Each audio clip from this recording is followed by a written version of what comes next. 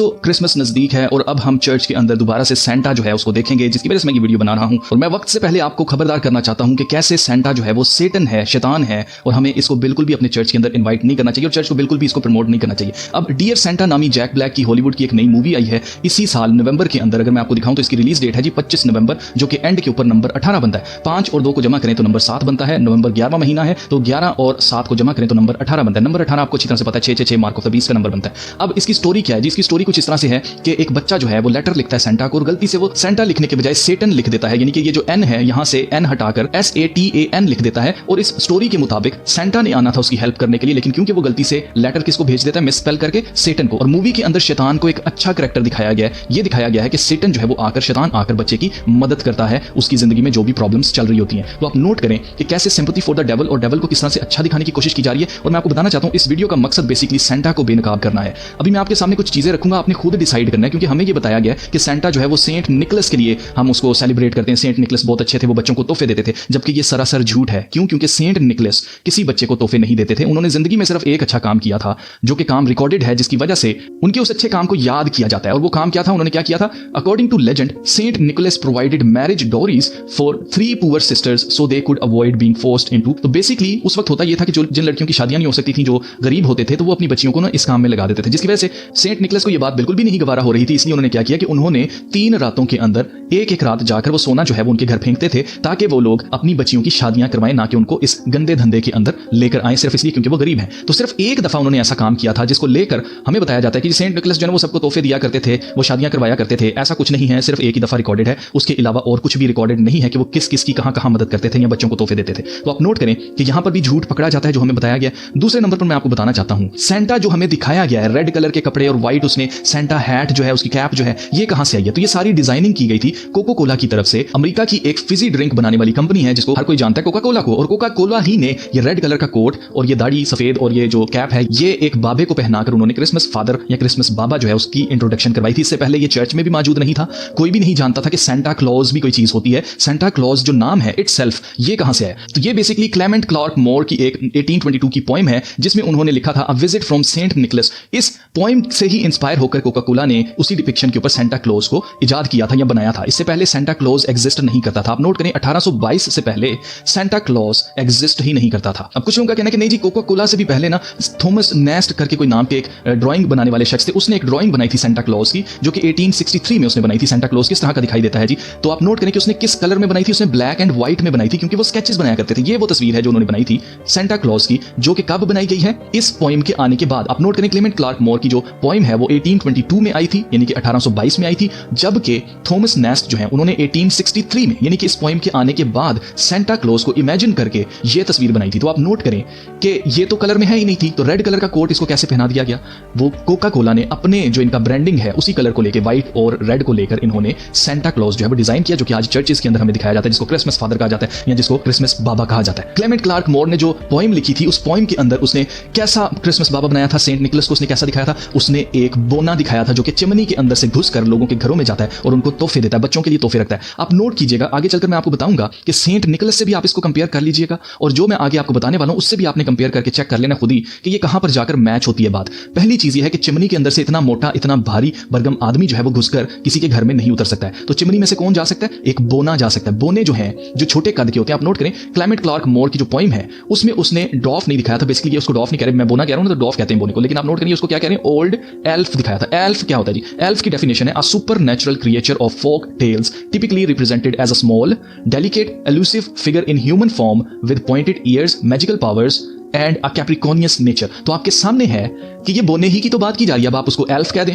ठीक है, चाहे आप उसको ड्रॉफ कहें, मेन बात तो यही है कि वो एक छोटे कद का बोना है जो कि चिमनीज के अंदर से घुस जाता है लोगों के घरों के अंदर उनकी इजाजत के बगैर, और वहां पर तोहफे रखकर जाता है। किनके लिए? बच्चों के लिए। एल्फ किस तरह से दिखाई देते हैं, कितने से उनके कद होते हैं? वो इतने से दिखाई देते हैं, बिल्कुल इस डॉल की तरह। अब जो लोग डिमोनोलॉजी को जानते हैं, जो लोग एंजेलॉलजी को जानते हैं, वो अच्छी तरह से जानते हैं कि बोने जो हैं ये भी जिन्नात की एक किस्म है जो कि छोटे छोटे कद के होते हैं। तो आप नोट करें कि किसको जो है किसके साथ कंपेयर किया जा रहा है, किसके साथ मिलाकर हमें बताया जा रहा है कि ये सेंट निकोलस है। एक चीज आपने और नोट करनी है, वो ये है कि माँ बाप जो है वो अपने बच्चों से झूठ बोलते हैं कि सेंटा क्लॉज आया था और तुम्हारे लिए तोहफे रखकर चला गया। तो आप नोट करें, वो ये कहते हैं कि सेंटा क्लॉज आया था, यानी कि सेंटा क्लॉज है। वो उनको ये बिलीव करवा रहे हैं कि सेंटा क्लॉज एग्जिस्ट करता है, जबकि सेंट निकोलस पास्ट में हो चुके हैं।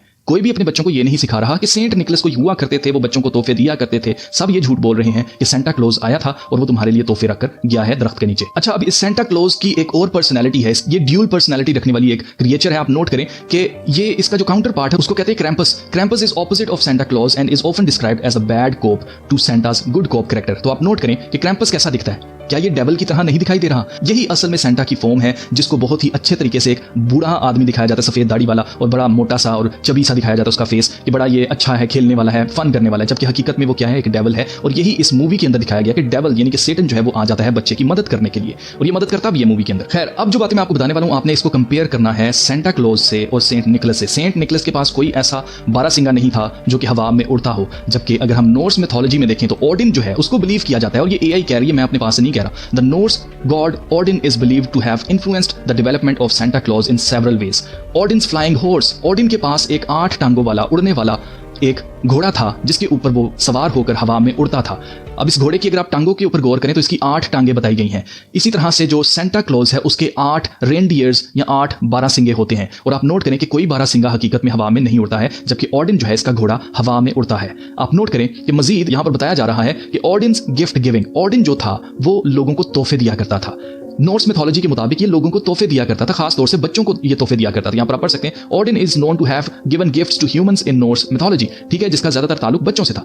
ऑडिन्स यूलिटाइड हंट्स, अब ऑडिन की यूलिटाइड हंट्स क्या थे? Odin was believed to ride through the sky during Yuletide, a time of feasting and celebration. He would reward the good and punish the bad. यही same चीज दिखाई जाती है ना, कि सेंटा जो है वो बच्चों को तोहफे देता है, जबकि क्रैम्पस क्या करता है, उन बुरे बच्चों को जिन्होंने पूरे साल में बुरे काम किए हैं, माँ बाप की फरमाबरदारी नहीं की, अच्छे से पढ़ाई नहीं की है, उनको वो सजा देने के लिए आता है। और आप नोट करें उसके हाथ में झाड़ू है और वो बच्चों को कैद करके अपने साथ ले जाता है। तो बेसिकली यही सेम चीज आपको ऑडिन के अंदर नजर आएगी कि वो अच्छे बच्चों को रिवॉर्ड देता था, तोहफे देता था, जबकि बुरे बच्चों को वो पनिश करता था, यानी कि उनको मारता था। अब यूलिटाइड जो है वो क्या है? वो बेसिकली उसका मकसद यह है कि वो एक परवाज लेता था हवा के अंदर, वो उड़ता था अपने घोड़े के ऊपर बैठकर देखने के लिए कि लोग जो है वो फीस्ट कर रहे हैं, और खास तौर से ये उस वक्त में ये राइड लेता था जिस वक्त लोग जश्न मना रहे होते थे। कोई भी जश्न हो सकता है नॉर्स मिथोलॉजी के मुताबिक, लेकिन हमारे मुताबिक यहाँ पर कौन सा जश्न मनाया जा रहा है? क्रिसमस मनाया जा रहा है, यानी कि यीशु मसीह की पैदाइश का इवेंट है, और उसके दौरान नॉर्स मिथोलॉजी का ऑडिन गॉड जो है वो हवा के अंदर उड़ के आ रहा है, और वो क्या कर रहा है, जो लोग सेलिब्रेट कर रहे हैं उनमें अच्छे बच्चों को वो तोहफे दे रहा है और बुरों को वो सजा दे रहा है। अब मुझे नहीं पता कि चर्च की क्या मजबूरी है, चर्च क्यों प्रमोट कर रहा है। ये कोई माँ बाप अपने बच्चों के अंदर प्रमोट नहीं कर रहे हैं। माँ बाप तो अपने अपने लेवल के ऊपर उनको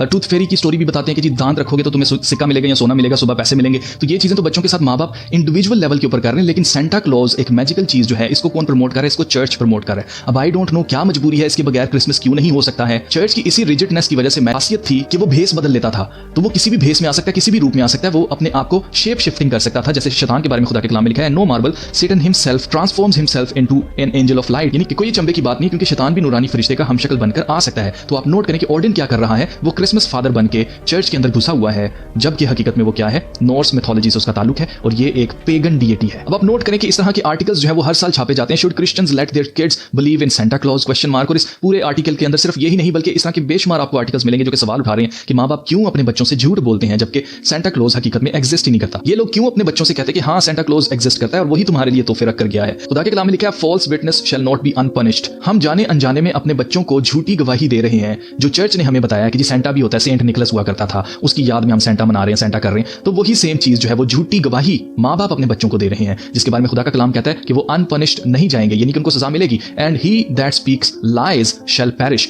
जो झूठ बोलते हैं वो क्या हो जाएंगे? फना हो जाएंगे। अब आप नोट करें कि सेंटा को हर साल बच्चे, हमारे यहाँ पर देसी लोग तो इतना ज्यादा नहीं करते हैं, लेकिन बाहर के ममालिक में ये बहुत ज्यादा है कि बच्चे हर साल जो है सेंटा को लेटर लिखते हैं, और ये लेटर आपको पता है वो कहां पर भेजते हैं? नॉर्थ पोल पर भेजते हैं। नॉर्थ पोल पर क्यों भेजते हैं? सेंटा का नॉर्थ पोल से क्या ताल्लुक है? तो सेंटा का नॉर्थ पोल से ये ताल्लुक है मेरे अजीजों। खुदा के कलाम में लिखा है, लूसीफर को जब आसमान से गिराया गया तो अज़ाया चैप्टर 14 के अंदर लिखा हुआ है, you said in your heart, तूने अपने दिल में कहा, I will ascend to the heavens, मैं आसमान पर चढ़ जाऊंगा, I will raise my throne above the stars of God, मैं खुदा के सितारों से ऊंचा अपना तख्त बनाऊंगा, I will sit on the mount of assembly, मैं जमात के पहाड़ के ऊपर बैठूंगा, in the far reaches of the north, in the far reaches of the north, यानी कि शुमाल की तरफ मैं अपना तख्त जो है खुदा के सितारों से ऊपर बनाऊंगा। तो ये किसने कहा था? ये लूसीफर ने कहा था, जिसको गिरा दिया गया था। ये प्राइड था उसके दिल के अंदर। वो खुद को खुदा से भी बड़ा समझता था, जिसकी वजह से उसको गिराया गया था। तो आप नोट करें कि वो कहां पर अपना तख्त लगाना चाहता था, नॉर्थ के अंदर, शुमाल के अंदर। तो यहां पर आप पढ़ सकते हैं नॉर्थ पोल पर रहता है कौन, सेंटा। और बच्चे हर साल यीशु मसीह से अपनी जरूरियात के बारे में नहीं कह रहे हैं, या उनसे नहीं मांग रहे हैं कि उनको अपना रिपोर्ट कार्ड नहीं दे रहे कि हमने सारा साल अच्छे काम किए हैं, अब हमें ये चाहिए। वो किससे मांग रहे हैं, सेंटा से मांग रहे हैं, शैतान से मांग रहे हैं, सेटन से मांग रहे हैं। तो मेरे ख्याल से ये लम्हा फिक्रिया है, हमें एक फैसला करना होगा कि क्या हमने खुदा को फॉलो करना है या हमने आदमी की बनाई हुई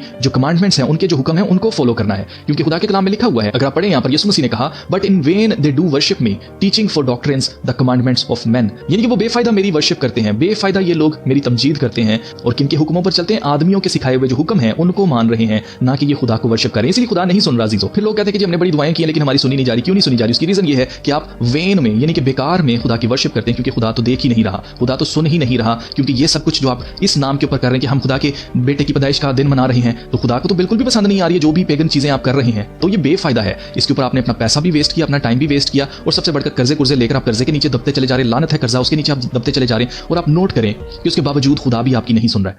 तो फिर आपको क्या फायदा ये सब कुछ करने का? क्यों झूठ के ऊपर जिंदगी गुजारनी है? क्यों झूठ को हमने मानना है? क्यों हमने वही पेगन रस्मात जो है उनको अदा करना है? क्या सेंटा के बगैर क्रिसमस नहीं मनाया जा सकता? मैं भी आपके साथ हूं, मैं आपकी तरह कहीं हूं। मैं जब मुझे भी नहीं पता था तब मैं भी ये चीजें करता था, लेकिन जब पता चल गया तो मैं पीछे हट गया। क्यों? क्योंकि ये सब कुछ गलत है, ये सब कुछ पेगन है जो कुछ हम कर रहे हैं। और सेंटा का ना तो खुदा के कलाम में कोई जिक्र है और ना ही इसका अर्ली चर्च में आपको कोई जिक्र मिलेगा। तो फिर ये चीज क्यों आ गई, कैसे आ गई, कहां से आ गई चर्च के अंदर? और चर्च की ऐसी क्या मजबूरी है कि अगर वो सेंटा नहीं करेंगे, उसको नहीं लेके आएंगे चर्च के अंदर, तो क्रिसमस नहीं सेलिब्रेट होगा? ऐसी क्या मजबूरी है? मैं भी आपके साथ क्रिसमस मनाना चाहता हूं, फिर चाहे आप 25 को ही मनाएं, मैं आपके साथ 25 को ही मनाने के लिए तैयार हूं। लेकिन इन पेगनिज्म को, इस तरह की रसूमात को, इस तरह के आदमियों के बनाए हुए तरीकेकार को मसीह की पैदाइश से जिसका कोई ताल्लुक ही नहीं है दूर दूर तक, उसको जब तक आप जुदा नहीं करेंगे, मैं ये नहीं मनाने लगा। क्योंकि इसका हुक्म नहीं है। जिस चीज का हुक्म नहीं है उसका कोई गुनाह नहीं है। हाँ, अगर चर्च कल को सेंटा को निकाल देता है, क्रिसमस ट्री को निकाल देता है, हर पेगन चीज को निकाल देता है यीशु मसीह की पैदाइश के साथ जो उन्होंने जोड़ के रखी है, तो मैं भी क्रिसमस मनाऊंगा। बाकी जहां तक बात रहेगी ये सेंट निकलस की, कि सेंट निकलस ने जहेज दिया था, तो आप इज्तिमाई शादियां जो होती हैं वो करवाएं। जो गरीब लोग शादियां नहीं कर सकते हैं, आप उनकी शादियां करवाएं। हम भी उसके अंदर अपना हिस्सा डालेंगे, जो कुछ हमसे हो पाएगा हम करेंगे। आप करवाएं, ये अच्छा काम है।